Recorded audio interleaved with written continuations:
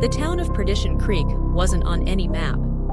It was a place people either stumbled upon by accident or heard whispers about in hushed tones. It was the kind of town that drew trouble like a dying star, a place where shadows walked and men feared to tread. And that's exactly where Savannah Graves knew she needed to be. She rode into town just before sunset, her horse's hooves clopping against the cracked wooden boards of the abandoned main street. Empty buildings stared at her with broken windows, their silence unsettling. The air was thick with tension, as if the whole place held its breath. But Savannah was used to that. Evil thrived in forgotten places. She swung off her horse and tied it up outside the saloon, the only building intact. A lantern flickered weakly inside, casting jagged shadows over dust-covered tables and splintered chairs. The air was stale, carrying the faint scent of decay. At the far end of the bar, an old man hunched over a bottle, his eyes sunken and lifeless. He didn't even glance up as she entered. "Whiskey?" Savannah said, sliding a coin across the counter. The man's hand trembled as he poured her drink. "You're here for them, ain't ya?" he rasped. Savannah took a sip, her gaze steady on the old man. "That obvious?" "They've been tearing this town apart, miss. Feeding on whoever's left, dragging folks off into the night. You won't find much help here." His voice cracked with despair. Savannah's eyes hardened. "I'm not looking for help."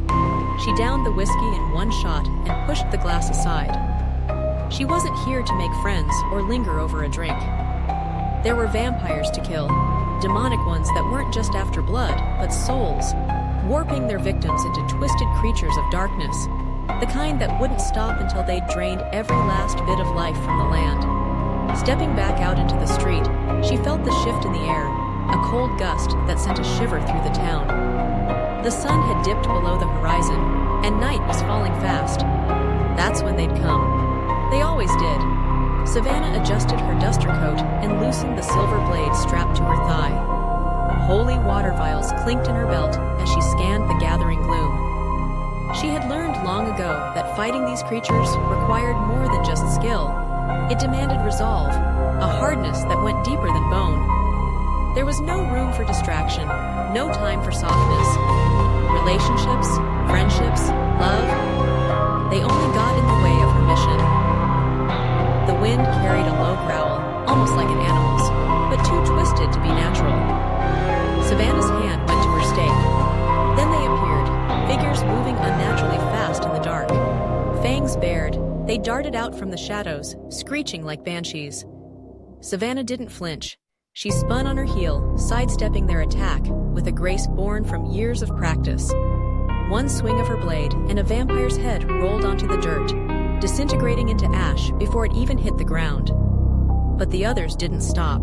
They circled her, hungry, desperate for blood. "Come on then," she muttered, more to herself than to them. She was alone out here, just as she preferred. The fight was fierce.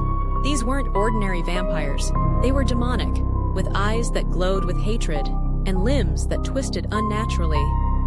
But Savannah moved like a force of nature, a whirlwind of silver and steel. Each strike was precise, aimed to end the fight swiftly. Her blade cleaved through flesh, holy water sizzling as it splashed onto their rotting skin. The air filled with the sound of screeching as more vampires fell under her relentless assault. She took them down one by one, focused, unyielding. The battle stretched into the heart of the night, the stars shining coldly above as the last of the creatures crumbled to ash. When the dust settled, only Savannah stood, breathing heavily as the wind carried away the remains of her foes. She wiped the sweat from her brow, her expression as stoic as ever.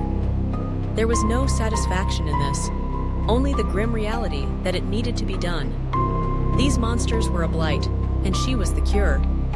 She wasn't done, not by a long shot. Savannah took a deep breath and listened to the quiet that had settled over Perdition Creek. It was a temporary peace, one she knew wouldn't last. There were always more of them out there, lurking in the shadows, waiting for a chance to strike again. She had heard rumors of an even darker force gathering in the canyons to the west, a place where blood rituals and forgotten gods had twisted the land itself.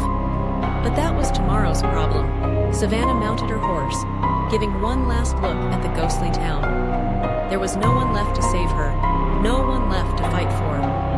But that was how she liked it. She didn't need a partner, didn't need the distraction of a relationship.